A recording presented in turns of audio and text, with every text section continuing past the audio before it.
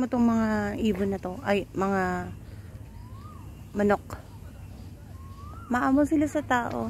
Hindi kahit lapitan mo. Hindi.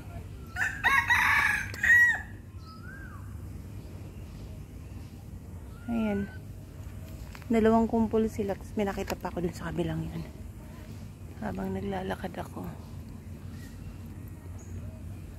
Siguro wala pa mga 1 kg yan.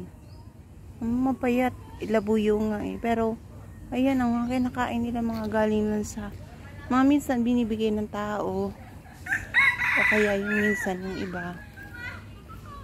Ayan na may ibon din.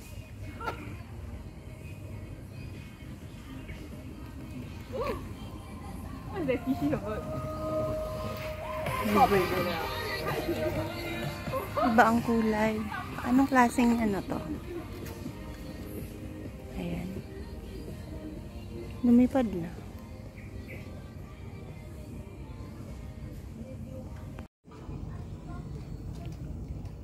May monitor lizard. Bayawak. Careful!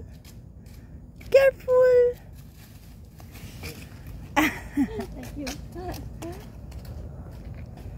Umalis na kasi natakot sa tao.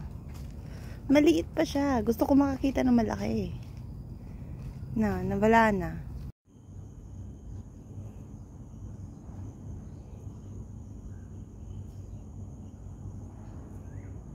Nangangain siya.